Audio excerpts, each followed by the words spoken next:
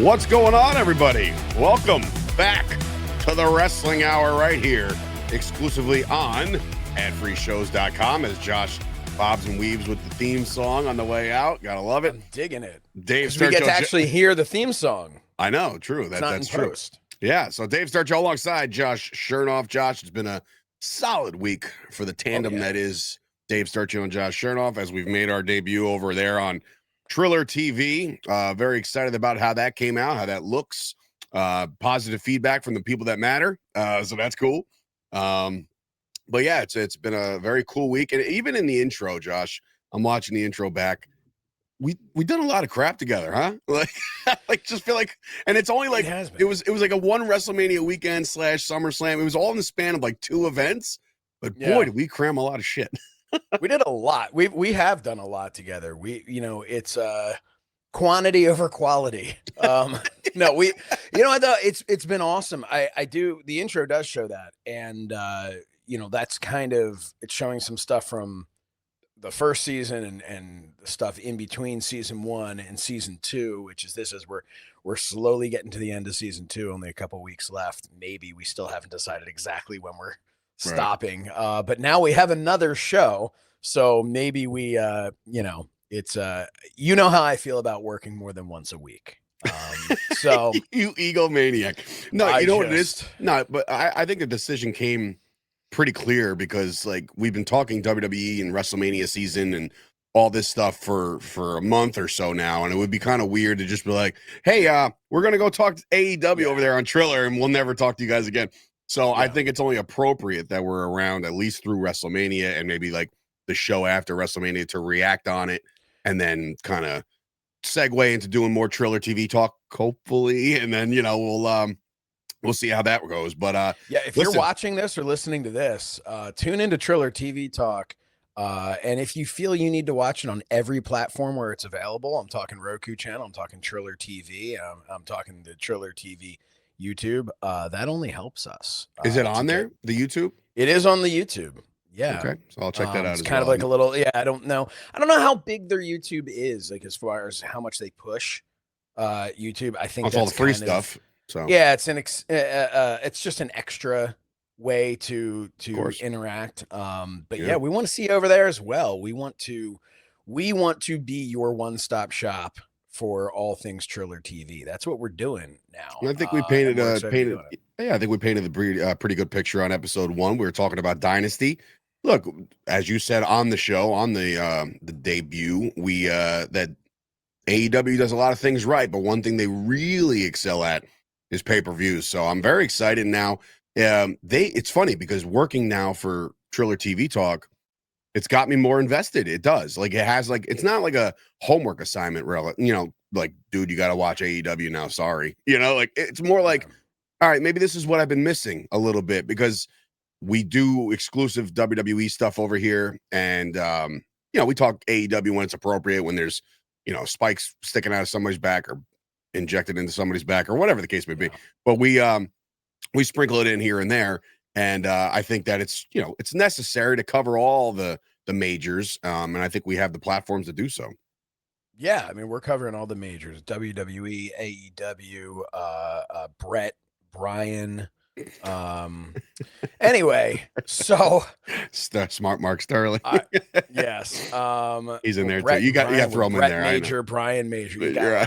Smart Mark, who I'm going to be seeing this weekend. If he's booked, Terry, I believe he'll be there. At the Liacouras Center. I'm going to get to be there for now, AEW, what is the Liacouras Center? What is that? Liacouras Center is a stadium down at Temple University. Outdoor? Stadium. Arena. Oh, arena. Okay. Small arena. So it's where Temple plays college basketball? Yes, okay. And where it's where they do their graduation as well. And is there any here's a trivia question for you. Is there any major will be there? What?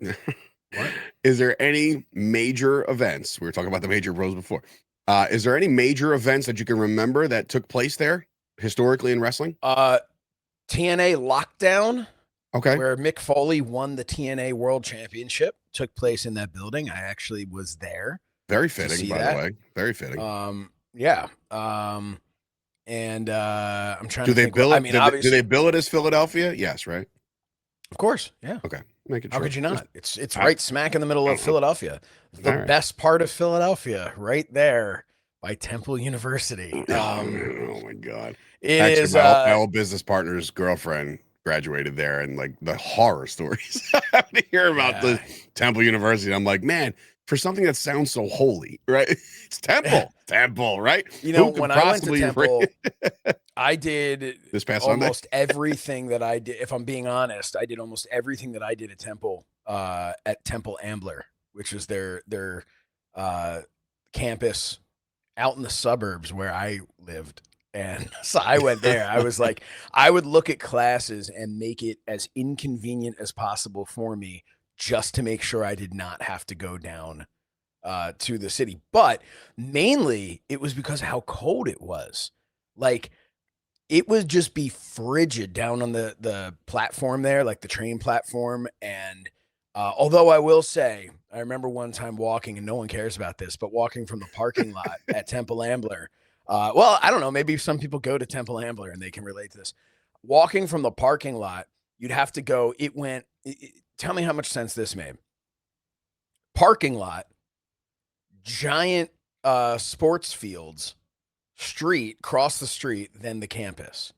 Why it couldn't have gone giant sports fields, parking lot, and then, so I'm walking through this stuff and I have a wind chill to the point where I literally went to the bathroom to look in the mirror after I got into the building because I thought my face may have been bleeding. That's how cold it was. Anyway, All right. make sure you go to not for nothing. You got to that's your cool college story. My cool college story on Middlesex County College, where I got my associates in sports journalism, has a bunch of buildings called halls. It's like Dean's Hall. Guess what? There's a Scott Hall. Oh, there's a Scott Hall. There's a Scott Hall, and guess what? It's too sweet, my friend. Oh, so man. anyway, if I had that's not a joke. It's real. No, if I went to a place called Scott Hall, every single time I would walk in, no matter who I passed or whatever, I would just be like, "Hey yo." Every time I'd walk in the door, someone would walk back, "Hey yo."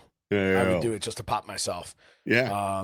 Speaking of popping myself, what? Speaking of every normal Carney wrestling promoter popping themselves for their bookings, but oh man, no, look, so I was gonna say I'll be down at Dynasty, and we're gonna have some exclusive interviews that'll be on the Triller TV talk show as well.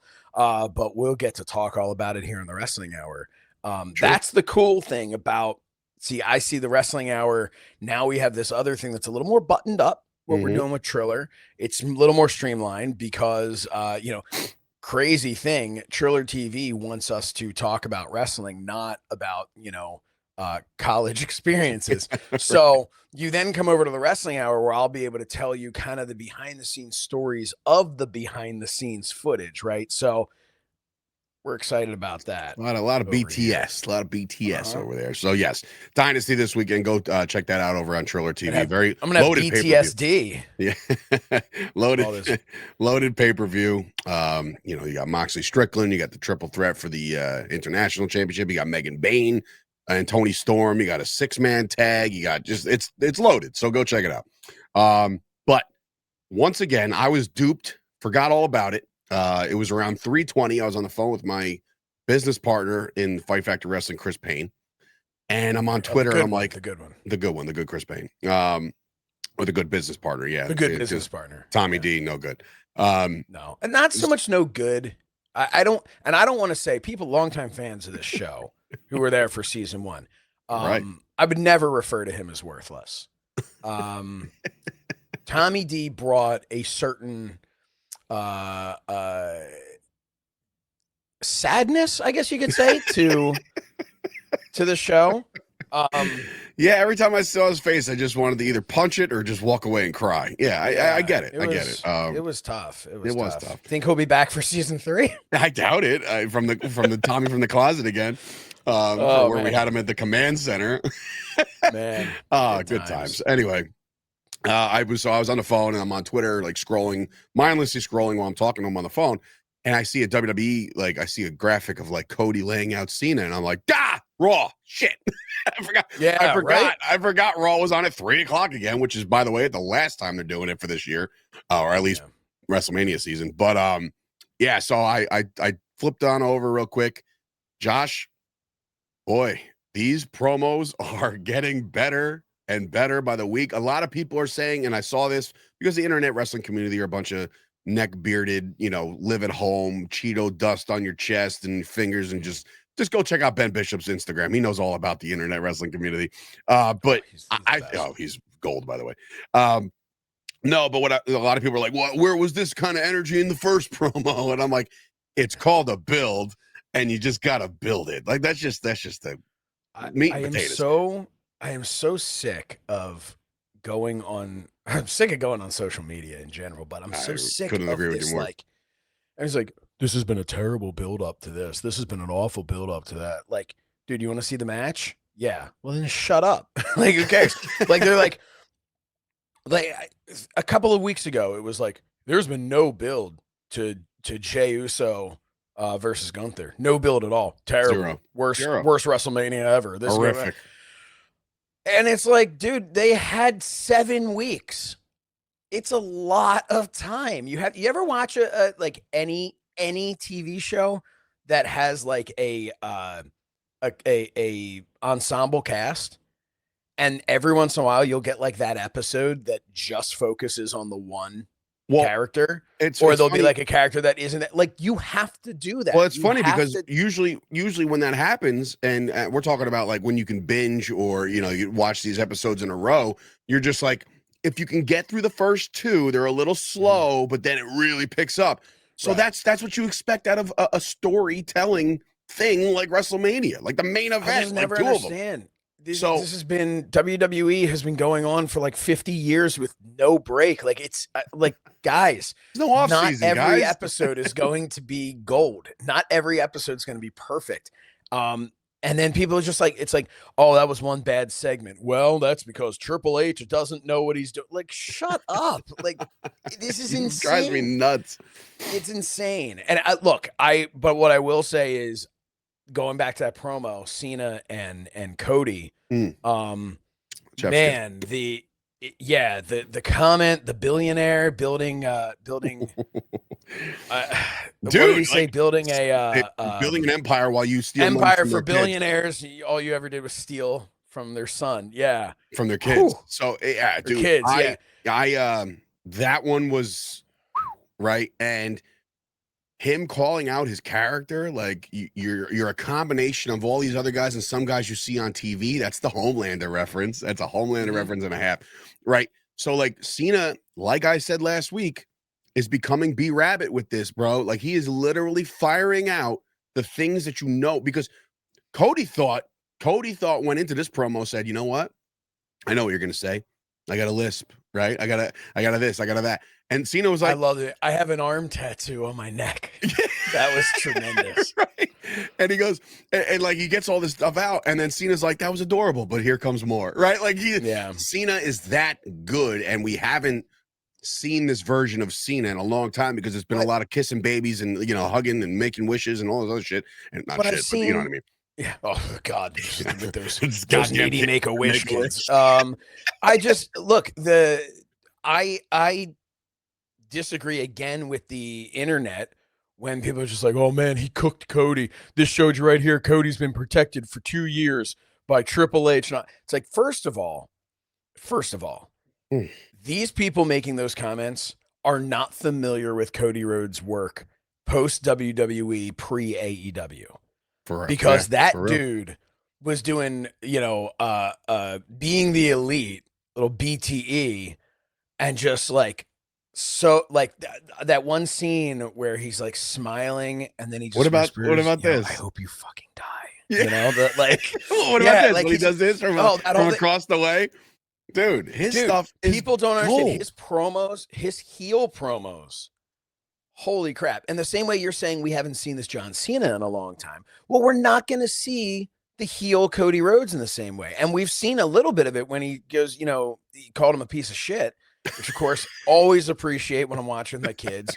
My kids are always like, "Why is he doing this? Like, why is he cursing?" And I'm Because like, he's lost. "Well, You have to explain to the kids that, and this is I think how I would he's explain. lost his decorum. He's Yes, yes, he is so fired up that Mhm. sometimes grown-ups slip, you know, like, and Yeah. you get pushed to a breaking point, and I believe that's perfect for them because it's like he can go out there and say like you're a jabroni and you're all these cliche names, Yeah. but when you walk up to somebody in their face and say, you know what, dude, you're being a piece of shit, you know what I mean? Like, Yeah. and they're like, oh, all right, look, you know, it And hits I a little will different. say, but and you're right, because one thing that I always hated, and this is where it's all everything is through whatever lens, right? It is you're at the time. So NWO back in the day. All right, I'm a teenager. That was tailor made for me, for my age group at the time. DX, And I same shit. remember DX and all that, but I remember when Hulk Hogan, because of maybe it was just Hogan, maybe it was standards and practices, who knows, but Hogan would be like, as Hollywood Hogan, and we're gonna kick your butt. And I would just be like, like what? And so the thing is, while I can sit here now and be like, dude, do we need all the foul language? Do we need all of this? There is like that took the wind out of anything Hogan was saying when he would go, "We're gonna kick your butt, brother." Like, it was like, no, it's like I want to hear. He went red and yellow real quick.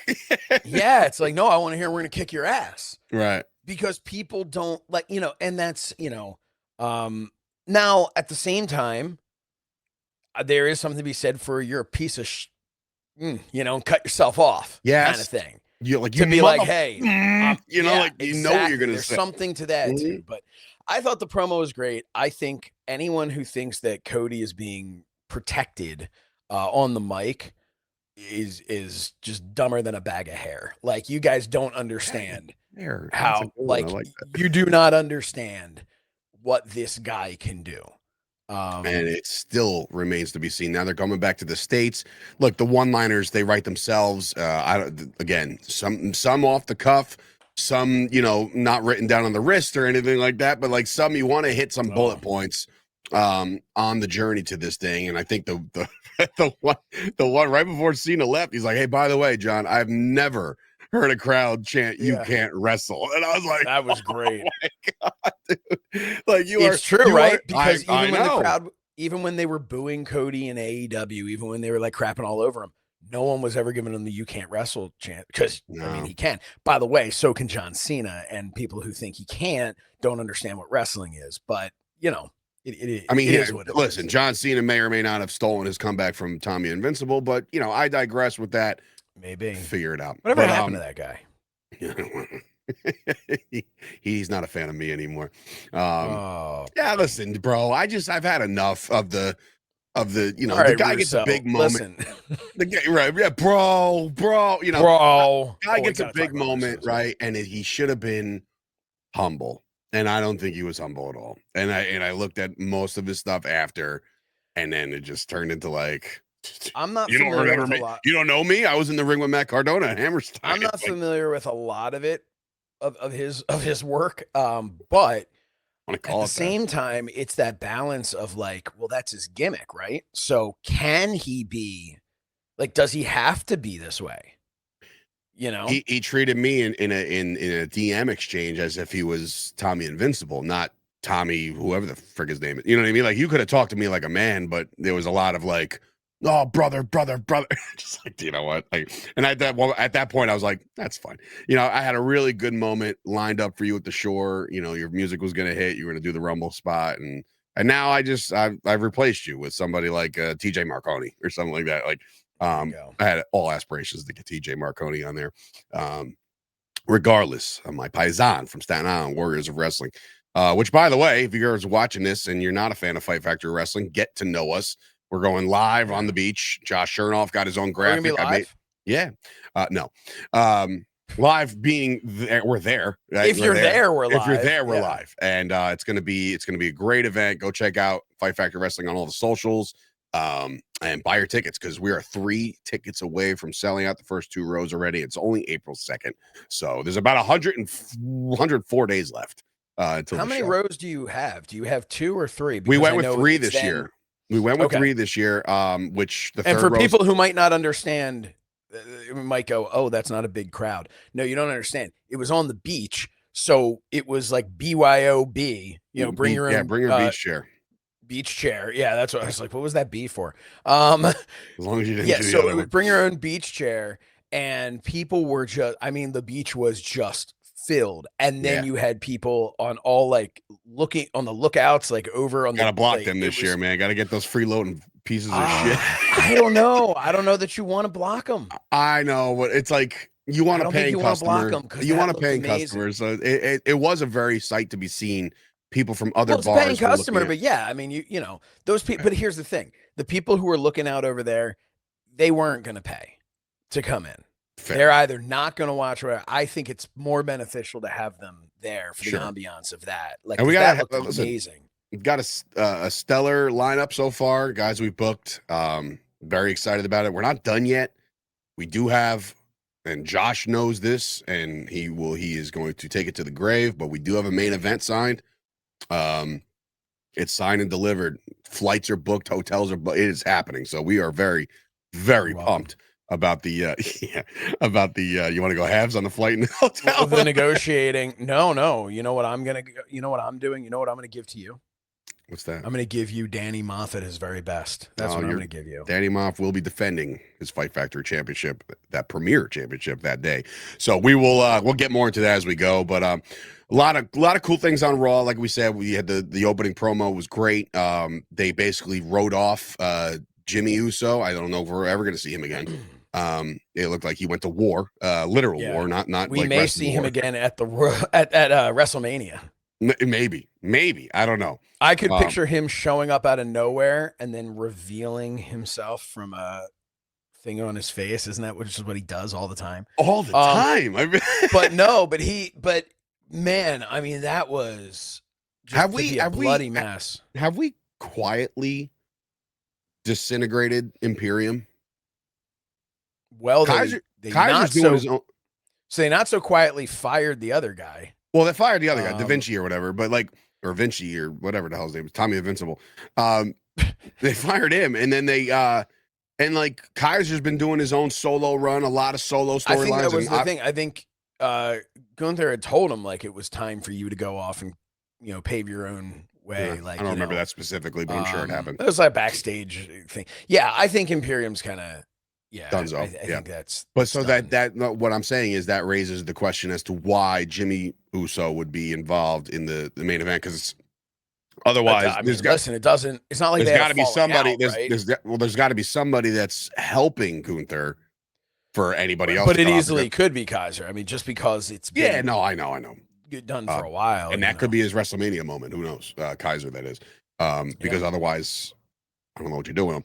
But the card's shaping out to be really, really good. That story is getting very, very good. The Jay can't beat Gunther kind of deal. Kind of, to me, it feels like very Rocky IV right now, where it's like you can't win, bro. Like it's the Russian, but it's Gunther. But yeah, I mean, it's gonna get better and better and build. It's got 3 weeks to do it. I think it's getting good. I did want to bring up SmackDown, and I know like we're kind of far removed from SmackDown, but the best, most intriguing storyline right now on SmackDown, besides the fact that like I guess the championship is kind of both. I don't know at this point because it's like Cody's popping up on every show. It's just it's like it's weird, and it also is. They'll never get the brand split right. Maybe after Mania. We say that every year, Josh. I know. Maybe they'll do this split and this will be over here. Here's the thing. It's not hard to do. No, and if you want to say it is, you're wrong. I'm sorry. Like they did it to a T back in the day. Just pretend. Here's how you do it. Pretend they're signed to these brands. Right. And when your creative is working, they go, oh, but it'd be great if we had so-and-so over. Go, but we can't. Move on. Like, that's it. Well, I would love, let's see if we could get Kenny Omega at Mania. Like, oh, no, we can't. Well, what is creative going to be like? Nope. we're going to make it work. Like, no, you can't. He works for another company. Do the same damn thing with Raw and SmackDown. But I get think with Netflix, they want to have Cena, they want to have Cody and all that stuff. But it's like, I'm curious because I don't know. Because I'm not Meltzer and I don't hawk the ratings, but I'm curious to know how SmackDown's doing. I got to assume too is the ratings. Yeah. But I don't know what the ratings have been on SmackDown. It is a 3-hour show now, so I don't know if that's helped them or was detrimental to them, because look, the stars over on SmackDown are great. And what I will say about a brand split is I'm a sports guy. So if you really do want to do a real official brand split where there's 2 brands, and the only way, now remember, you can do the redraft on the 2 weeks after WrestleMania, because the Raw after WrestleMania doesn't work because that's like a big thing. But like the following week should be the draft, right? Future draft picks should be traded along with the stars. Like, for instance, if Adam Pearce is like, there's one guy on SmackDown that I need CM Punk over here. I need him, right? I'm going to offer Nick Aldis, Dom Mysterio, Liv Morgan, and my 2nd round pick of next year's draft for CM Punk right now. Right. And then you can make the switch. And then you're like, oh, wow, he's been traded. But look at the haul that SmackDown got. Now you can have a whole debate on who won the trade. You know what I mean? Like, these are things that go through my psychotic mind that need to be done. But I love that. And I actually think that makes, I think storytelling without structure and rules sounds exciting and intriguing, like, oh, the world is our oyster, but it's so much more difficult. You have to have a structure and a rule. You know, I feel like with having something like that, we go, oh, now we're locked into it's like Money in the Bank, right? You do Money in the Bank. That's a great thing because you know that's there. At some point, that's got to come back into play. And to the point where everyone forgot last year, we all forgot about Damian Priest. And that ended up being a crazy moment at WrestleMania. Now, this is going to make me sound like a terrible fan, but there's no male Money in the Bank winner from last year still remaining, right? Something that happened already. No. Was it Drew? Drew failed? And he failed. Yeah. Okay. I would say was screwed. You know. Oh, by the way, Stu Bennett, another friend of yours, with the all-time tweet that Chris Payne sent me this morning. He said, off of the Cena one? Yeah. The very mediocrity, and he's standing there in Nexus with the throat vein, like, oh. Yep. It's so good. Which is great that they can actually go back and say, like, it's hindsight, it's hilarious. It was cool. I was watching WrestleMania 31 with my kids. They'll like pick out random. It's so funny because I'm just like, oh, you want to watch some old school stuff? They don't want to go back further than like 10 years because they want to see like, oh, let me go old school, like back like when Seth Rollins first won the world title, you know. And I'm like, and he just had a blonde streak in his hair. Yeah, I'm like, that's not old school, you know. But going back and watching it again, really solid show. Still love the Triple H Sting match. Oh, so good. It's one of my favorite pay-per-views, honestly. But I will say, my son's like, how old was Sting here?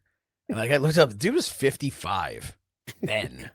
Like, so now he's 66 right now, or something. It's like that. It was like man, did he have a career? But going back and watching WrestleMania 31 and seeing just how far all of these wrestlers have come, like a Roman Reigns and a Seth Rollins and stuff, just, you know, looking at it 10 years, like it's unbelievable. But one thing that stood out to me was who the Intercontinental Champion was going into that ladder match there. It was Wade Barrett.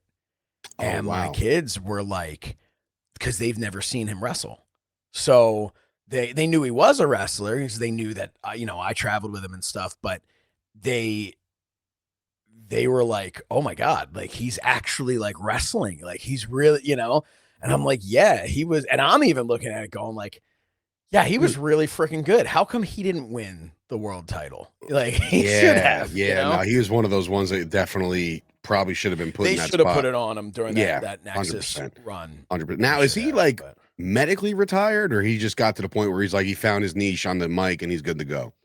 I think he stopped. I think he found it on the mic. Yeah, Okay. he stopped for a while and he was doing some acting and things like that. And then they brought him back to do commentary. And I think it's just, I don't know. he could wrestle again. Like, he didn't have an injury or anything, you know. I'm waiting for that injuries. moment. I'm waiting for that moment of a guy like him to like stand up for somebody. That always used to, I think we said it on the show. Oh God, the headset down and the yeah, bro. Like something like that kind of moment, it's gonna bring it all together and say, like, oh shit, you just woke up like bad news Barrett. Now you're Taz bad was news. always one that I would just sit back and be like, when are we? And we never really got it. And because, you know what? It makes me But he was someone who had neck injuries and things that, you know. It makes me so angry because it takes the real out of it. Because think about it. There was one scene way back in the Attitude Era. I'm taking you all back now.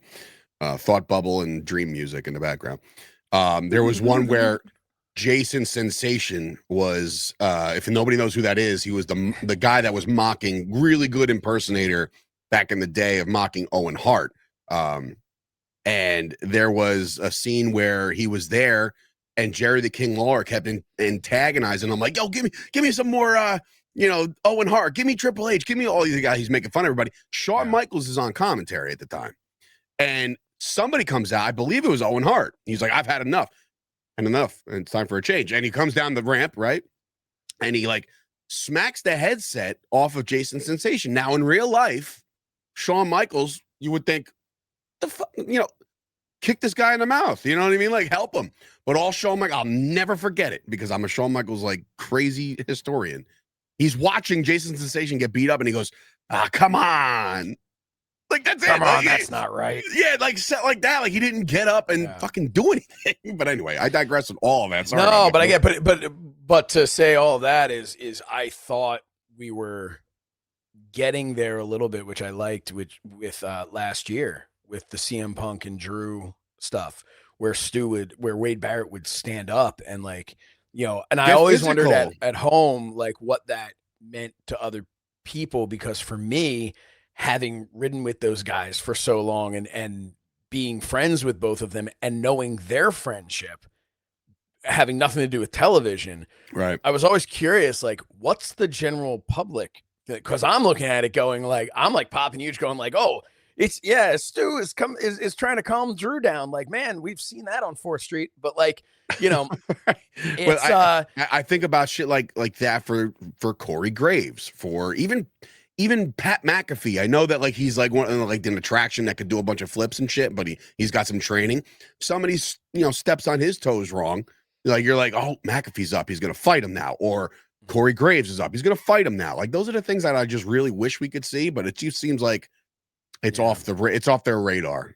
But anyway, speaking of SmackDown, we were talking about it before. You mentioned Seth Rollins and Roman Reigns, another money promo. The contract signing, which by the way, you got to check the history books. But that might be the first contract signing that I've ever watched where somebody didn't get put through a table or there was a fight that broke out. There was enough of a bomb in the promo for the drop the mic off the air. People are just like, right. And that's it. Nobody gets laid out. Nobody gets punched in the face. But yeah, so the biggest takeaways from it, Josh, are that we find out that in the clause of this contract that the main event on night 1 will in fact be this triple threat match between Roman Reigns, CM Punk, and Seth Rollins. The moment that Heyman has with Punk, one of those moments where you're just like, damn, on the heartstrings. And I think it's cool because Roman Reigns acknowledges, no pun, that these guys are friends no matter what he's going to do, right? Like, he's your wise man, but they're buddies, and that's always going to be a thing. And I think that's cool that they're not, now he's not like really getting mad at the fact that like he hugs him, kisses him, says like, you're in the main event of WrestleMania, and everybody's cheering, and they have a moment, and then Punk drops the bomb and say, that's all well and good, but this isn't the favor that I'm owed. And I'm like, oh, because at first I'm like, Josh, I'm like, all right, so there it is. There's the clause. Now we can put this to bed. The favor is that he's in the main event, right? We're like, cool, done. We're not done yet. Josh, what's the favor? Oh, Riddle me this. What's the favor? I don't know at this point. I feel like the favor has got to be something where where Heyman is gonna have to choose Punk over Reigns for something. I feel like that's gonna be like if something comes down to one or the other, it's like, yeah, maybe it's I don't know, like something visual would be like Paul Heyman's holding a chair and both of them are like, hand me the chair to, I don't know how much sense that makes, but you know what I'm saying? Like, where like, you owe me, this is my favor, and he has to hand it to him. That doesn't really make sense, but I'm kind of just throwing like a visual out there. I think it's a little less than that. I think it's going to straight up be, Paul, thank you for getting me in the main event of WrestleMania. That's my dream, right? But bigger than that is I want you in my corner. This is my moment. You're my guy. You got me to where I'm at. I need you to be in my corner, not Roman Reigns. And remember, historically, how successful has Roman Reigns been without his wise man? He's been a lost soul, right? He's been like, what do I do? I'm getting beat up by the bloodline, like all this other shit. I mean, that's the thing, man. Roman Reigns does not have the bloodline anymore. He has nothing. They're off doing their own thing, and Roman's carrying that swag still. He's carrying that like, oh look, I'm making people achieve dreams. I'm the gift that keeps on giving, right? Roman Reigns, by the way, much like I talked about on Triller TV, talk about like Swerve Strickland and his promo skills. Roman Reigns, he's that dude. He's that dude. He just delivers. Someone just got so angry at you comparing the two of them. Oh Christ! Someone's. Are you telling me that Swerve Strickland is on the same level as Roman Reigns, my tribal chief? Are you trying to tell me Roman Reigns can wrestle anything as well as Swerve Strickland? Let me sit there with my foam finger one, right? Like, guys, what I'm saying is, finger and shove it up. Look, I think saying is, I like the authenticity of a real promo, somebody talking to you like you're a human being, not a wrestling prop. You know what I mean? That's all. It's just authentic. It's real. I mean, Roman Reigns, I think, might be the best promo currently in wrestling. Hell yeah, because he's so consistently himself. It's his aura, and it's his like aura. It is hashtag aura. Do we still hashtag things? I don't know. Not sure. But man, it's I've been hearing a lot about this term Sigma lately. Sigma, and I'm not digging it. There's a lot of like my kids will tell me these. What's that? I know stigma, like stigma when you don't want to talk about something. No, there's like Sigma is like alpha, beta, sigma. Like there's all like there's all the brand now. The new. You're either alpha or you're beta. Yeah. Dude, it's this new generation of garbage talk. I hate it. I don't understand it. We're getting old, Josh. That's what it is, bro. We're getting old. Yeah, man. You know what though? I look at this generation coming up, and I'm like, I'm good in my generation. Like I wouldn't want to be. I've thought about that so many times. I'm always thinking about like the teenagers right now, like freshmen to about junior right now. Like I want to fight those parents, right? Yeah. Like they're the worst. They're the ones who screwed everything up. You screwed everything up, people. Like this is our chance now. As me and Josh are, I'm pushing 40. Josh is in his late 50s at this point, but I will say, like, we're raising our kids the way we were raised, and we were raised in a better generation. So I feel like we could flip this on its ear with our kids. I mean, they're going to learn the stupid terminology, but like, but even like with AI, right? Even with AI, which is taking over the entire world. Okay? Really is. So but bad. I feel like people our age should be able to appreciate it in like oh my God, could you even imagine? Look at all these things we can accomplish utilizing AI now that we couldn't before. Whereas a younger generation is just like, AI is the way. Like that's like we don't even appreciate it because it's just the way it's always been. I don't know why back to wrestling because it's funny, but why certain things pop up. I have a professional page. You have a professional page. These pages are jumping up at me like, follow this page. I'm like, no, I don't want to see it. You know what? And the worst thing is, it's always an AI generated photo of something so stupid, like. Look at Roman Reigns in the ocean with Ronda Rousey. It's like what am I these things are right now? What are we doing? All of these, I will try and like, sometimes I'll even flag some of the, like, I'll report them as just like, just for fun, because these things will pop up and it'll be, I saw one a few Karen months Shernoff back. coming on down. No, there was like one a few months back that was just like breaking news. Rumor of two major WWE stars to face off at WrestleMania next year. And I'm like, what the hell is this? Right. So I click it because I'm just curious, like, what kind of, like, And it's I'm like, porn. what bullshit is this going to be? No, it was just Worse. letting you know that at like WrestleMania 32, The Rock and Triple H are being talked about to wrestle. A brand new article about something a decade. Like, I don't understand what is happening. Again, some of this AI stuff is cool. There was one video that I came across on either TikTok or Instagram or something, and it was AI of what the superstars that have passed on too early might look like now. Yeah, and I'm just like, it was that cool. one, but that one was like, oh man, that's pretty. Like, it's sentimental. It's like, oh man, we lost him. This is what if he was still here, this might be what he looked. So like AI like that is okay, but like putting people in like weird situations. It was like, here's Mean Gene looking younger than he did when he actually died. Like, it was somebody put up, and I said it on Twitter. Somebody posted like, you just had to be there, and it was like all the '90s sitcom dads from AI. Oh, I saw that all together. But like, but Carl Winslow for whatever reason is just like Timu Carl Winslow. Like, it's just like, it looks like nothing, not quite like, right. Yeah. And then there's one guy in the middle. I'm like, who is even that? Like, everybody. Uncle Phil. He was like, I know Taylor. exactly what you're talking about. He was like from like a pilot in '88 or something that didn't get picked up. Like, and it's like, what best dads ever? Bob Saget, right? And you're just like, who is that dude? Like, why is that? Like, intriguing. Anyway, that's Wrestling Hour, folks. Welcome back. I hope you guys.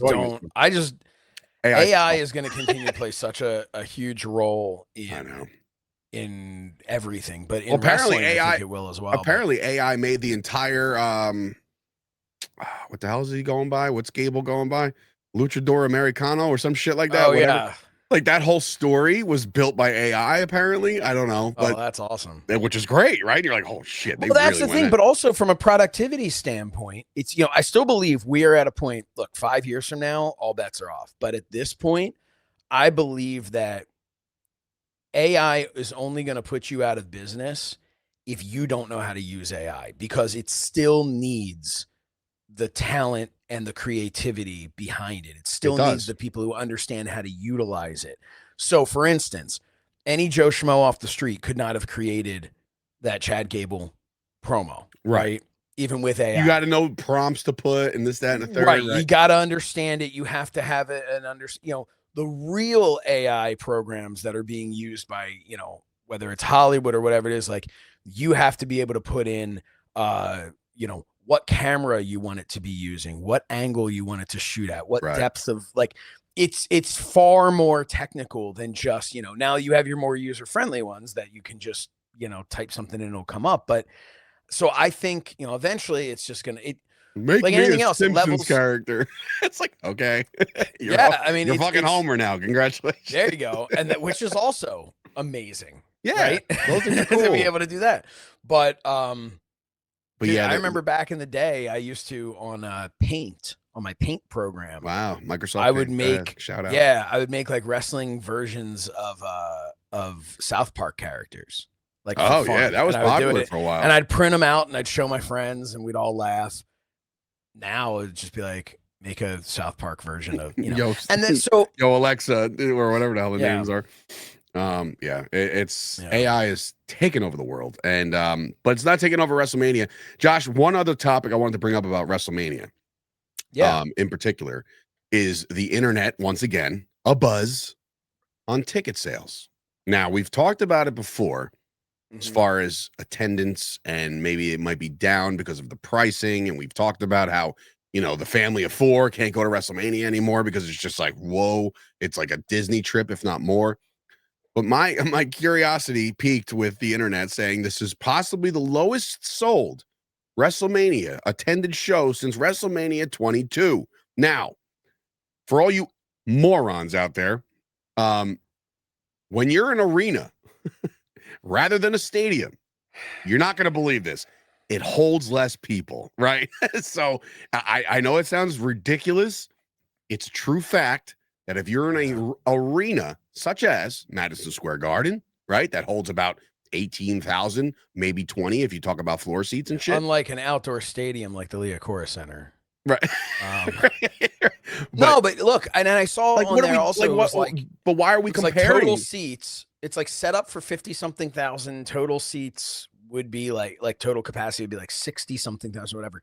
So it's like complaining like, well, WrestleMania a few years ago had 80-something thousand. It's like, yeah, but it was a different location. Building. So move on. It's different building, it's location, but we do have to acknowledge the prices. And there is validity to that. They're insane. They're insane. Have you seen some of the meet and greet pricing? Dude, I just thank God I'm in the business. Yeah, because there are people I've wanted to meet out there. I'm gonna say there are people I've wanted to meet that, like, I mean, when I look at this and I go, you know, obviously we've talked about, and I've dropped Drew's name all the time, but Drew McIntyre is a buddy of mine, and he was awesome and met my kids, you know, and we hung out for a while at the hotel after SmackDown. It is not lost on me how much freaking money I saved by my friendship with Drew, because and by him being cool about it. Because if he was just like, oh man, I can't, but I'd love to meet him if you want to bring him by one of the meet and greets, like, it'd be like, all right, man, I just got to sell a kidney real quick and then we'll be by to get an autograph. Like, it's like they're in the couple hundreds to meet certain people. Like, I can't say it off the top of my head, but like somebody like $400 like Charlotte Flair. Yeah, like what? You know, like what do we? Who walked into the lobby while we were hanging out at the hotel? And that's another thing. Like, I've been in the business. I was trained by Pat Buck, and he's had a lot of experience in the business. And he took me to a restaurant after a house show, where, like, you know, this is when Ryback was still on the planet, not spun off. But, like, you know, it was him, it was Mike Chioda, and it was the entire roster at a restaurant. And I'm like, oh, cool. Like, I get to meet all these guys. This is awesome. You know, Sandow was there. One of the funniest dudes I've ever met, you know? So, dude. But like, you're thinking about it and you're like, wow, man, would I pay for what I just did? Would I pay hundreds and hundreds of dollars to do that? Fuck no. Like, no way. You know? So it's like, for WrestleMania to outprice everything, and I don't know, man, it just seems like very greedy, not greedy, but like, I know it's 2025. It's not 1995, right? And ticket prices for things are supposed to be different. But I feel like they really went a little above and overboard with some of the prices. This also gets into a deeper conversation outside of wrestling, which is just inflation, right? And I'm not trying to be funny. Like, it's no. The reality is nobody's income has increased alongside at an appropriate level alongside inflation of really anything, right? Mm-hmm. So when you say like this isn't like 1990s, like I get that, but at the same time, you can't just be like, oh, well, I was making X number of dollars now, and now I make $5,000 a year more 20 years later, but everything else costs, you know, $50,000 more. Like, it's like if you and I made the money we're making now between us and our significant others in the 90s right now, we'd be in a fucking mansion somewhere. You know what I mean? Like, I mean, I am in one, but yeah, I mean, it's look. I thought it was a castle, but I digress. It's the just the one wing has the castle thing on it. Attached. But hey, to the kid's bedroom. invest in Danny Moff. Invest in Sean Donovan. There you go. I'm just telling you, I'm an investor. Booms. That's it. Business booms. Yeah. But no, it's a completely different time. And that's where I look at, oftentimes I'll see these people, you know, I'll take my kids, you know, I'm fortunate, I make a good living, but I take my kids to SmackDown, and we're, you know, in section 107, and I see all these people on the floor, and my kids are like, oh, can we get floor seats? And I'm like, nope, like, not doing that. Because, and maybe is it because I can't afford it? No, it's not that I can't afford it. It's that I'm choosing not to. Yeah, you're being financially smarter. That's all. Right. Like, it's just, because I don't have enough money that I can just throw that out there. My daughter the Other other day. people, it's all about what is more important to other people. If other people are such diehard fans that they have made the decision, like you mentioned, Disney, right? A lot of families who do not have a lot of money save up for years to take that Disney trip because that's how important it is to them to provide that for their children. It's how important it is to the kids. It's a memory that'll last forever. But Disney don't give There a are some shit people who, about your pockets. no, Disney does not care at all. But in the same respect, there are people who are going to look at that and go, I am a diehard wrestling fan. I grew up watching wrestling. You know, maybe I grew up and watched it with my dad. Maybe he watched it with his dad. Now I got my kids, right? And I'm going to give them a memory they'll never forget. And we're going to be front row floor seats at a SmackDown, or we're going to be, we're going to be front row at WrestleMania, and it's going to cost, and I'm taking out a second mortgage on my home to do so and all that. But the reality is people do that stuff for trips to Disney and stuff like that. Because in their world, in their lives, that is worth it to them. You and I sometimes wonder what type of a fan would I be had I never gotten into the business, right? I can't look at it the same way. I will never spend that much money because these people that my kids really want to meet, in a lot of ways, while I have the utmost respect for them as, athletes and what they do, even the ones that I'm not personally friends with, they're still, I'm a massive Chris Jericho fan. I was always a huge Chris Jericho fan. Well, I had a opportunity to interview him. I've had an opportunity to chat with him backstage.